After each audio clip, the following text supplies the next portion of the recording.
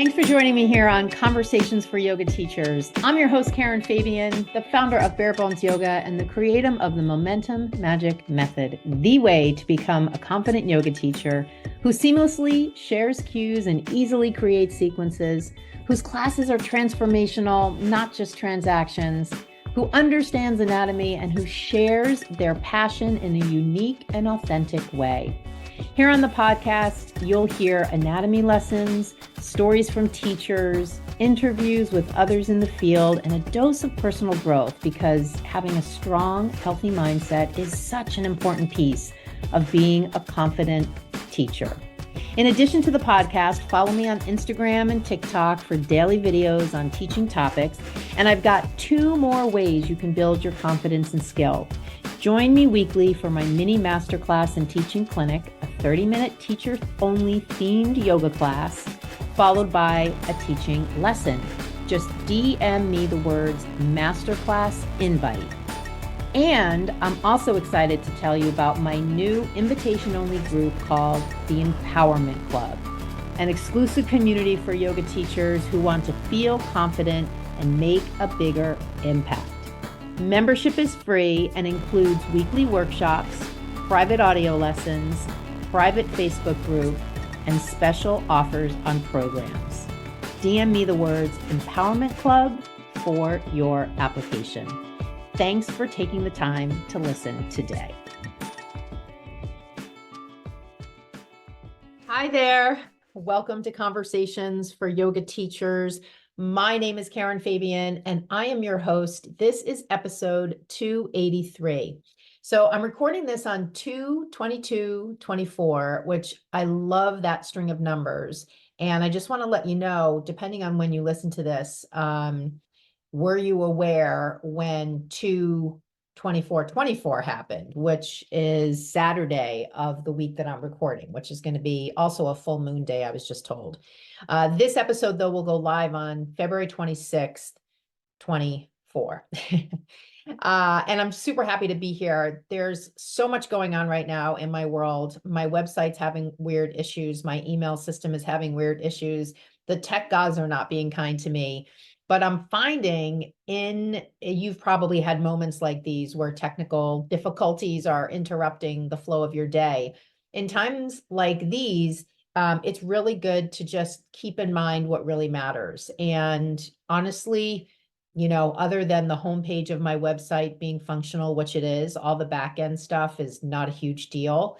And I did send out an email yesterday to just check in with people, and a lot of people wrote me back. So I do actually think my email system is working. The bottom line is all that tech stuff really doesn't matter. What really matters is making connections with you. And so I'm super excited to have this platform, my podcast, as an opportunity to do that. And if this is the first time you're listening, welcome. If you've listened a handful of times, or maybe you're a loyal listener, thank you so much for tuning back in. I want to make sure when I talk about my email, I want to make sure that we're connected via email, because you might not always get a chance to listen here to the pod, and you might not see my posts on Instagram where I am super active. So if Instagram is your place to be, make sure we're connected, because every day I do a free mini workshop on Instagram, and I do it on Instagram live. So if you see me go live on Instagram and you like my stuff and you like my teaching style and you want to learn and grow as a teacher, definitely hop onto my live. And if you do hop onto my live, I would love it if you would type yes in the chat if you're a yoga teacher, so that I know you're a yoga teacher. Honestly, a handful of times I'll do an Instagram live and I don't recognize any of the names. When I look at the profile names, it doesn't give me any sense that they're yoga teachers. It's sort of like talking out into the void, but yet people are there live. I've had people live with me for the entire Instagram live, and I think to myself, I wonder if they're even a yoga teacher. In fact, funny story, I went out to dinner recently, Ben and I did, and a friend of his met up with us and he said, "Oh my God, Karen, I was on your Instagram live today." Now, this guy has nothing to do with yoga, but he watched my entire anatomy lesson and he had me on speaker. So his daughter was in the room and she was like, is that Karen Fabian's voice talking about hip anatomy? And he's like, yeah, I'm watching her Instagram live. It's really cool. So I will just say, when you go live on Instagram, you never really know who's going to be there unless you're up close to the camera and you can see people's Instagram names and you know who they are by their Instagram handle. But in general, when I do a live, I don't really recognize some of the names, but I will say a lot of them I do. So I respond to almost every email. Well, I definitely respond to every email that I get. I send a lot of emails that people don't respond to, and I try not to take it personally. But I always can recognize if someone's on my Instagram live and I've also emailed with them, or we've had a back and forth DM conversation. So know that I see you if we've talked before. But if you hop on one of my lives and you can just type something in the chat, like, let me know you're there, let me know you're watching, let me know you're participating, that would be great, because then I know I'm connecting with people.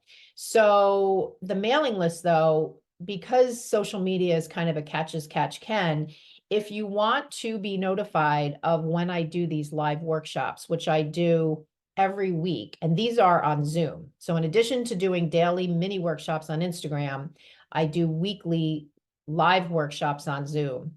And the only way that you'll know about those is if you're on my mailing list. And if you're not on my mailing list and you want to be on it, you can just send me an email and I'll add you, or you can just go to my Instagram profile and download my sequence template in my profile, and that'll get you on the list. I wanted to start out with, every episode I like to do what I call a light bulb moment. And these are times where teachers that I work with in my program have an aha moment. I'm sure you've heard of aha moments. It's when you have a major revelation. And I like to call them light bulb moments, because in these moments of working with a yoga teacher and she's having this realization, I can literally see an imaginary light bulb go off over her head. And it's such an exciting thing to witness, because it's when a teacher really steps into her power in a particular way. So it could be around understanding anatomy more. It could be around finally taking some steps forward to develop as a yoga teacher, a particular opportunity, like going for that particular studio that they want to teach at, but they were too nervous to apply, whatever it is. So whatever the aha moment is, or light bulb moment is, I always make note of it. And I love to share these with you here on the pod, because I hope it inspires you to hear these stories of other teachers. Now, having said that, I can certainly say for myself, sometimes when I see other people's evidence of success, I have that jealousy part of me and that comparison part of me come up. And I just say to myself, you know what? The universe is abundant. There's plenty for everybody. And I'm super excited for this person. And I can certainly say that that is oftentimes how I discover other things that I might want to do, by seeing what other people are doing that is working out well for them. So that's another way to think about it. You might be inspired by listening to some of these light bulb moments to simply say to yourself, you know what? Maybe that's something I want to do too. Maybe now that I'm hearing it's possible for somebody else, that gives me, a sense that it's possible for me too. So, and both of these women listen to the pod. So if you hear your story, yes, it's you. And this is a way of me publicly acknowledging you. So the first person I want to acknowledge is Lisa. Lisa is definitely a longtime listener of the pod.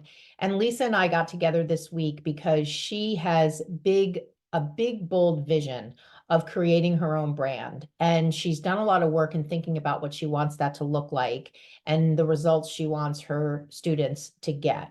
And she's even come up with a branding name. And we met because she's already gone through my full signature program, the Yoga Anatomy Blueprint Learning Program. So now, after teachers complete that program, I offer them what I call solution sessions, which are consulting sessions where we meet to solve a problem. Maybe they want to learn more about anatomy. Maybe in Lisa's case, she wants to develop her business plan. And so when I met with Lisa this week, she mapped out to me the vision she has for who she wants to be as a teacher. And she's already teaching classes. She's not a new teacher, although this honing in on the kind of student she wants to teach, the type of sequencing she wants to do, how she wants to cue in her classes. She's named what she's doing with a brand name, what she's going to start to create an Instagram profile and start posting on Instagram as that persona.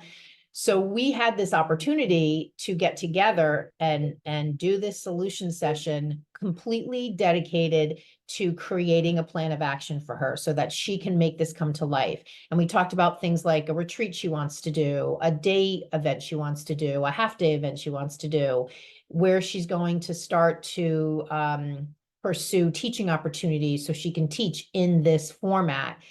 There was just so much to it. And the really cool thing was to have the conversation with her and to see her completely step into her empowered way of teaching and really articulate, this is who I want to be as a teacher. These are the benefits I want my students to get. This is how I want to show up for them. These are the types of sequences I want to offer. These are the takeaways I want my students to have. This is the kind of thing that, you know, for Lisa, it's really her, as I said a second ago, stepping into her empowered way of teaching. She doesn't want to be like everybody else. And when you do this sort of thing, when you believe in yourself enough to do this sort of bold step forward, you will be unstoppable. So I just want to give a shout out to Lisa. And if hearing her story inspires you to do the same thing, that is awesome. The other person I want to give a shout out to is Gigi. Gigi had a light bulb moment this week. She is just about done with my program. She's in the last bit of it. It's a 90-day program. And when we got together for her momentum call this week, which when you enroll in my program, you get over the period of 90 days, you get 2 momentum calls a month. And when we met today or yesterday for her call, she was asking me such specific questions about, okay, how do I share anatomy in pyramid pose, in triangle, in twisting triangle? I've heard that there's a concern about neck positioning in triangle. I've also heard there was another thing that we were talking about.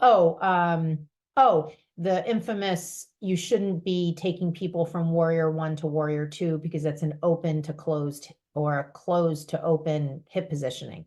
So she came with questions, like wanted to know the why. And because she's been going through my program, and a part of the program is my step-by-step way to learn anatomy, she's learned it. So now she can step back and start to question the stuff she's heard and start to question it. Like, is that actually true?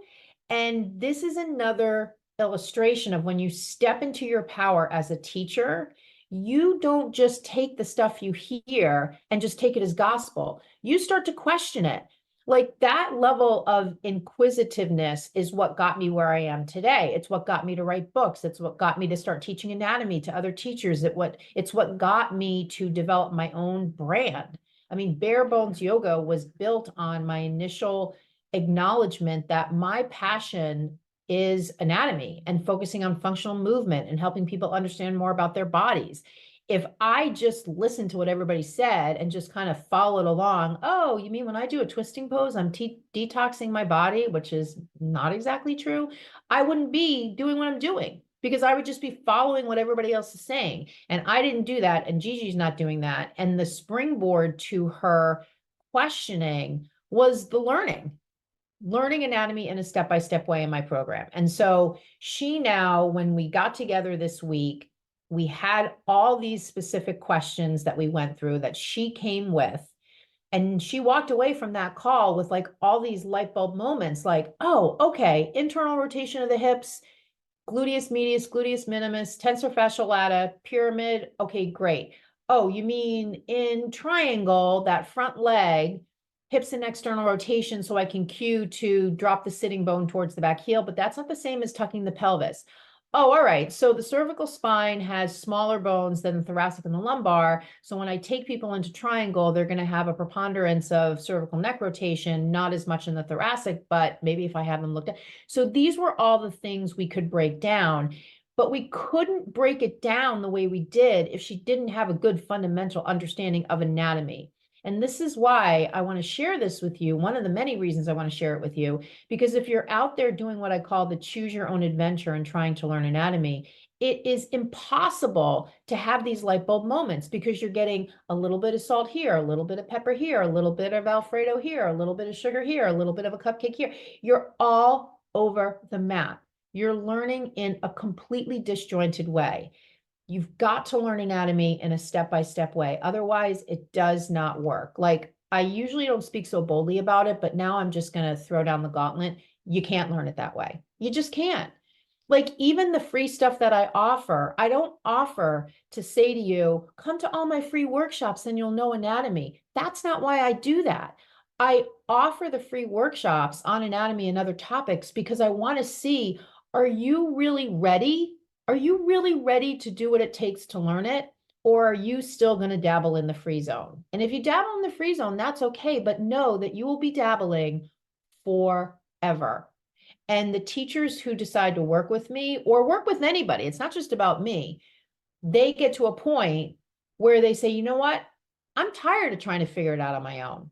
I'm going to pay an expert to teach me, and I'm going to get better results and have it happen way faster. So shout out to Lisa, shout out to Gigi. So today what I wanted to do is I've done a couple posts on Instagram that have resonated with people, and I did one this week and it's still sort of getting activity, so it may expand from today forward. And even if it didn't resonate with people, I probably would still share it because it really was a revelation, honestly, to me, when I thought of the idea of posting something that was really focused on how did I build my confidence as a yoga teacher? What were the things I did that helped me build my confidence? Because honestly, like at this point in my teaching career, I really do feel very confident. And of course, nothing's perfect. Like I still get triggered when I see certain things on social or I don't know, compare myself occasionally to somebody. But for the most part, I'm really good in that department. But it took me a while and it took me a lot of different interventions. And so, in an effort to expedite you getting to a higher level of confidence, which confidence is not even a strong enough word. It's empowered. Like empowered is my word for 2024. And that's what I want you to embody, your most empowered way of showing up for your students. So I'm just going to run through a handful of things that when I took a look back this week and said, what really helped me become that most empowered teacher? What was it that I was doing? Like in the 3D world, although some of this is mindset, what was I actually doing? And as you listen to these things, as I run down the list, I want you to ask yourself, are these things that I'm doing? Am I doing the opposite? Could I do these things? Could I experiment with trying some of these things? Like that's a framework to think about these things in. Now, if you're not coachable, then I would just say, don't even listen to the rest of this podcast. But if you're coachable, if you believe in what's possible, then this is absolutely something you're going to want to stick with me for. So the first thing is and this, I titled the post, Things I Did That Triple Boosted My Confidence. So number one, I moved on from my mentor and I built my own brand. And what that looked like in the 3D world was I'd been working for Baron Baptiste behind the scenes, going to workshops and trainings and supporting him there, teaching in his studio. At the time that I was teaching for him, he was super, super, super popular, and he still is to a certain extent. But this was really the early 2000s. It was the heyday of hot power yoga, and people would line up outside his studio for just a whole bunch of people. Every class that he taught was sold out. Just about all the classes in the studio in general were sold out. I mean, it was the heyday. And there honestly weren't a ton of options to take yoga back in the day, early 2000s in Boston. Prior to COVID, there were so many studios, and now it's sort of shifted a little bit. It's sort of recalibrated because unfortunately, a lot of studios didn't survive COVID, including the two I taught at for over 10 years, which were not Baptiste studios. But at some point after working for him, I got to a point where I said to myself, you know what? I'm kind of in a bullpen here. Like there's only so far I can go within this organization. And there's a whole bunch of other opportunities I want to pursue. And I really want to do it as myself. I don't want to do it as Karen Fabian working for the Baptiste Yoga Institute. I want to do it as my own brand. And what really was the catalyst to me starting my own brand was in the early 2000s. It was like 2008, the huge economic downturn because of all of what was happening in the mortgage industry, and all these people started getting laid off. And they were coming to me saying, I can't come to your class anymore because I've lost my job and I can't pay for yoga. And that was what inspired me to start a location in a renovated gas station called Bare Bones Yoga. And it really referred to teaching in my style, which was functionally based, and also teaching in a bare bones location. And I just charged $10 and people came, we did yoga, we left, they never even knew we were there. I mean, I was legitimately renting the space, but it wasn't a yoga studio when we weren't there. And so that whole idea of moving on from my mentor and building my own brand, that absolutely triple boosted my confidence. The next thing was I created my own method for teaching with my own methodology grounded in a solid understanding of anatomy. Now, if anatomy is something that you need to learn, you need to learn the fundamentals, like that is absolutely something you should do. Every single yoga teacher must know anatomy. Nobody gets a pass. And I'd even go so far as to say, if you know you don't know it and you're out there teaching, you're out of integrity. You've got to not necessarily stop teaching, but you've got to 100% go to action cues only, and then enroll in a program, learn the anatomy, be done with it, and move on. But for me, I knew that teaching from anatomy was going to be weaved into how I taught and my brand and my teaching style and what I call here my own methodology. And so I encourage you to spend some time to think about what's your methodology of teaching? How do you want to show it for your students? What's going to differentiate you from all the other teachers in the studios you teach at? So spending some time defining that and then beginning to experiment showing up in that way will absolutely triple boost your confidence. The next thing was I stopped trying to be the yoga teacher for everyone. This is so key. There are so many people out there you're going to be teaching. And if you think about trying to please every single person, it's completely impossible. When you 100% own who you are as a teacher and you honestly don't give an F who's in your class, your confidence will triple boost because you're there showing up 100% authentically as yourself. You're there in an empowered way, and you're not there to people please. And you appreciate that you can't control what people think. All of that mindset thinking is absolutely a triple booster to confidence. The next thing was I started to use my own words in class, from the cues I used and the thoughts at the end of class while students were in Shavasana. I mean, I was raised at a time when everybody read from a book in Shavasana. It was kind of like, oh, do you know the Melanie blah, blah, blah book? Or, oh, this book or that book. Or it was standard to be in Shavasana and hear somebody reading, which is fine. These books are amazing. I have these books. However, why not just say what's on your mind? Why not just speak from your heart? Why not let you be the inspiration for your students? And many times why teachers don't do that is because they're afraid.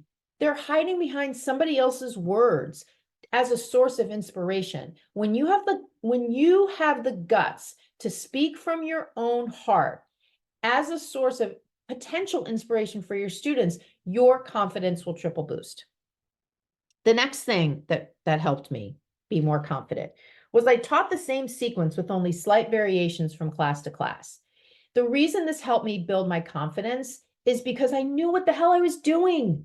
I wasn't going into every class and thinking to myself, oh, I need to change this to keep everybody happy, and then being completely lost.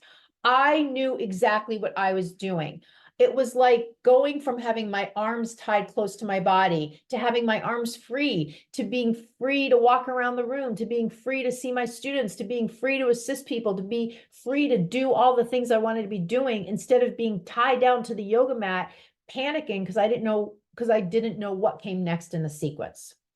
The next thing was I walked around the room instead of practicing with my students. I cannot tell you how much this changes who you are as a teacher. When you have the guts to do that, it is life-changing, not just for you, but for your students. They can hear you better. You can see them better. Obviously, you can change your cues based upon what you're seeing. It is a game changer. Now, it's not all or nothing. Yes, you're going to hop on the mat every once in a while and demo something, or maybe, I mean, I know some studios now, they tell the teachers they have to practice with class because they have people that are virtually taking the class. I actually think that absolutely sucks.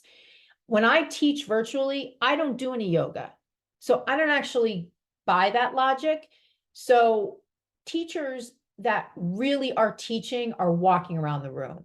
And again, don't take this as a hard and fast rule, because there are going to be times where you're going to want to demonstrate something.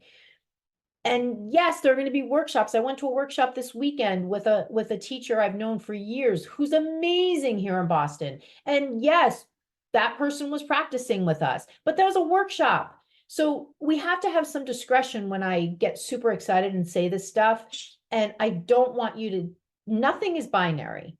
And appreciate that if you look yourself in the mirror and you say to yourself, honestly, I am practicing with my class less than 20% of the time, you're good in my mind.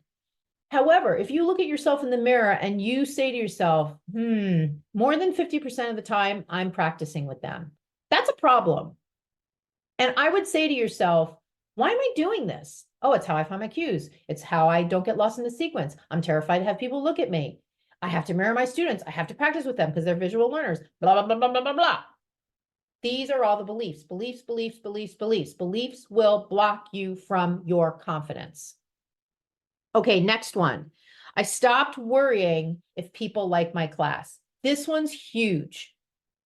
You cannot go into teach hoping people like your class. You have no control over that. So just let that go. That's all I'm going to say about that. The next one, I owned my own style of teaching, which focuses on anatomy. I'll tell you a quick story on this. I had a woman that was teaching before me at a particular studio I taught at for years, and she had a very different style from me, but people loved her. And every time I would go to teach my class, her class would still be going on. I would get there early, and I could see that she had a shit ton of people in that class, and I could hear them whooping it up in there. And it just was like they would come out, everybody's face would be glowing. They'd be like, oh my God, that was so awesome. And when I first started teaching there, I would be so triggered by this, like, oh my God, they love her. How come I don't have as many people sign up for my class? Blah, blah, blah, blah, blah. And then I got to the point where I was like, that's not me. Like, I went to her class one time and I was like, oh my God, this is so not like anything that resonates with me. Nothing I would ever do. Awesome for this person, but this is so not me. And it really took that for me to appreciate I can only teach as myself, and you can only teach as yourself. And when you own that and you're not triggered by what anybody else is doing, your confidence will go through the roof. The next one, this is related. I stopped worrying about what everybody else was doing and stopped comparing myself to other teachers. You get that. End of story. And then the last one, this one is huge. I invested in exactly the kind of training I needed, which was not necessarily hours-based training. This one is huge. I can remember one time I wanted to take a training with somebody who was very, very, very well known. The training looked amazing. However, there was this like really niche requirement that in order for you to get credit for the training, you needed to do a whole bunch of different things after the training. And these were like very specific things. I'm not going to go into it.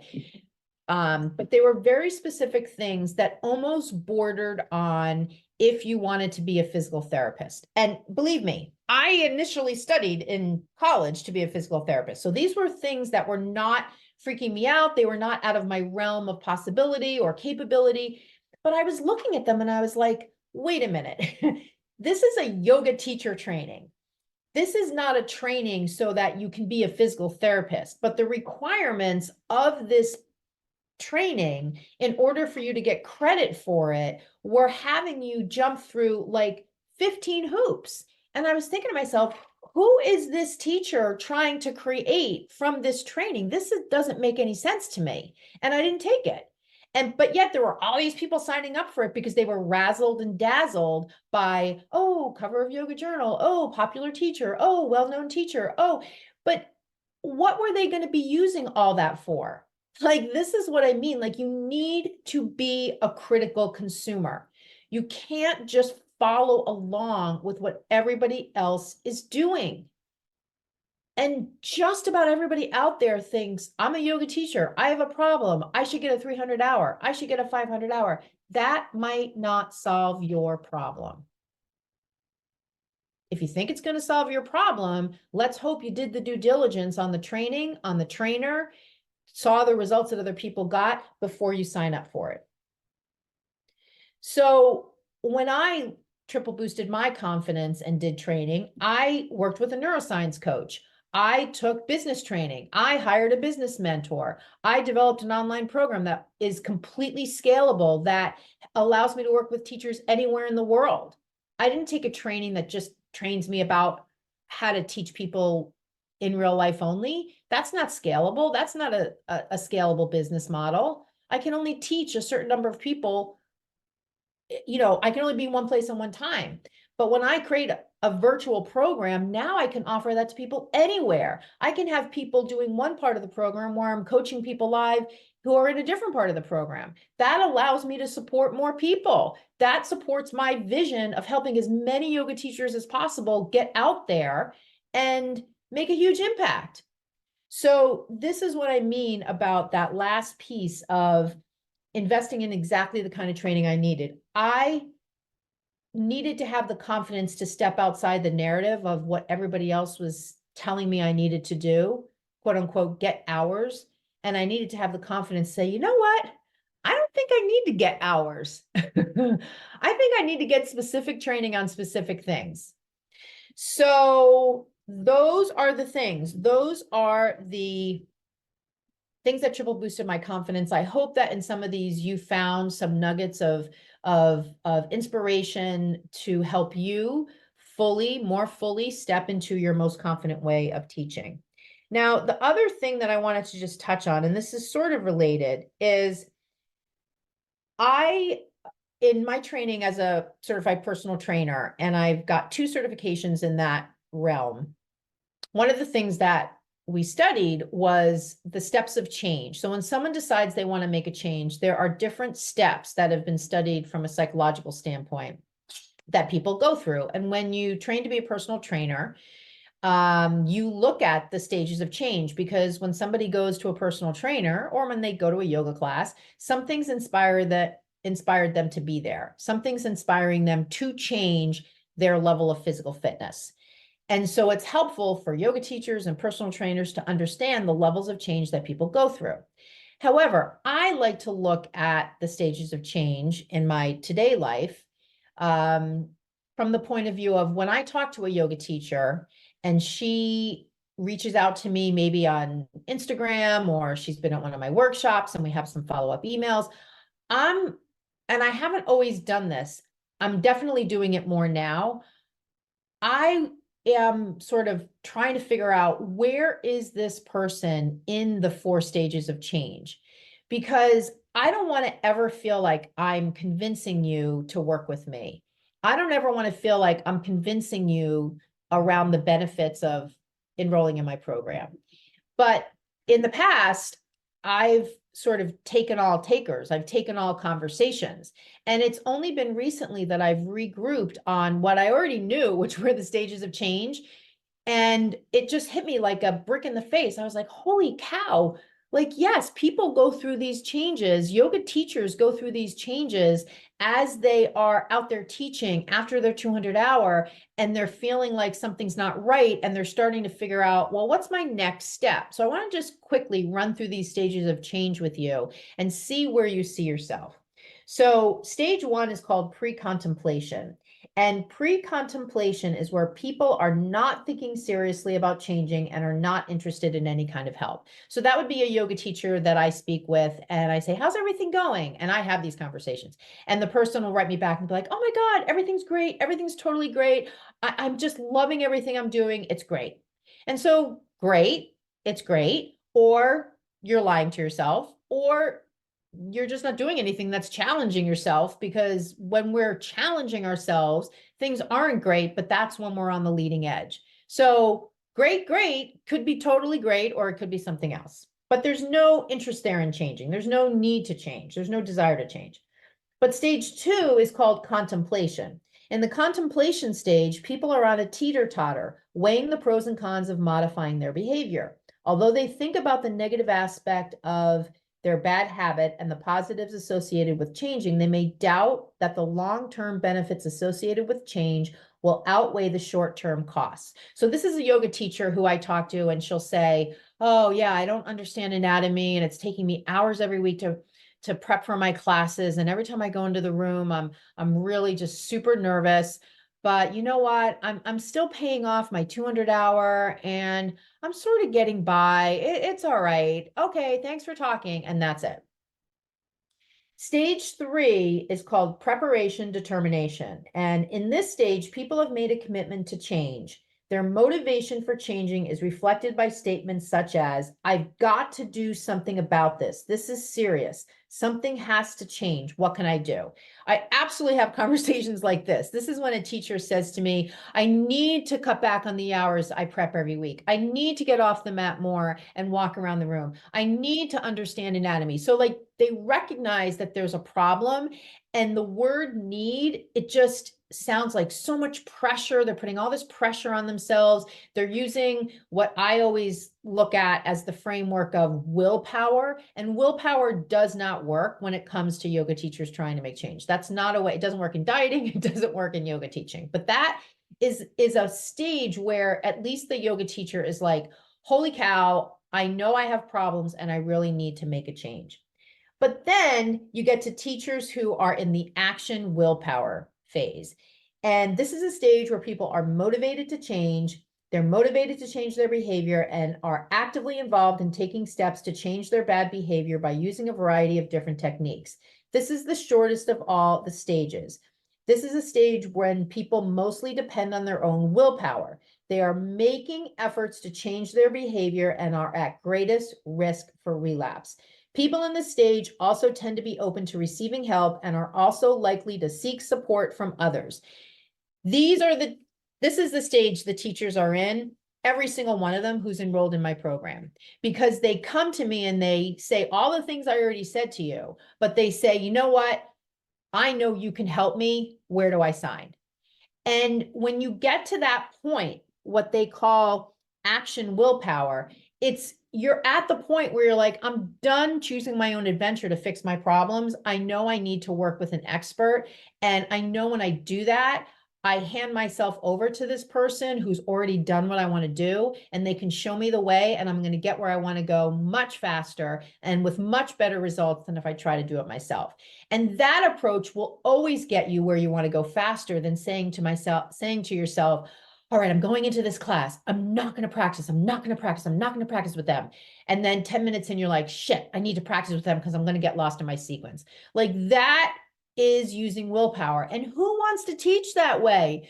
You want to be walking around the room, seeing your students, feeling like the info is just oozing from your every pore, feeling like an expert, feeling like it's easy, helping people, assisting them, standing around after class and fielding questions and smiling and using your own words when they're in Shavasana.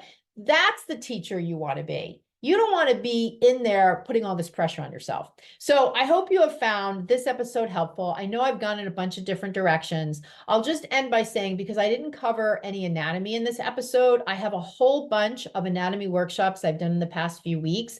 If you want any of these workshops, just send me a DM on Instagram and I'll send you a replay. And it's even better than hearing it here on the pod because you're going to get the visual with the skeleton and the slides as well. So that is it for this episode. And you know, the last thing I want to say, which relates to this stages of change that we just talked about, if you're ready to share crystal clear cues and walk around the room effortlessly when you teach instead of being locked down to your mat, you know, just reach out to me and just say, hey, I am ready. And I'll show you exactly how to do it. So thank you so much for listening. I'm so glad we had this time together. If you're still listening right now, I'm so glad you listened all the way to the end. And I can't wait to talk to you on the next episode. See ya. Thanks for listening today. I hope you enjoyed the episode. And as a special thanks, DM me the words podcast offer, and I'll share with you a special opportunity for yoga teachers who are ready to be confident and skilled and drop all that prep time, drop practicing with class, drop using the same cues over and over, and drop worrying what other people think. If this is you and you're ready to step into your most powerful, authentic way of teaching, DM me the words podcast offer on my Instagram, Bare Bones Yoga.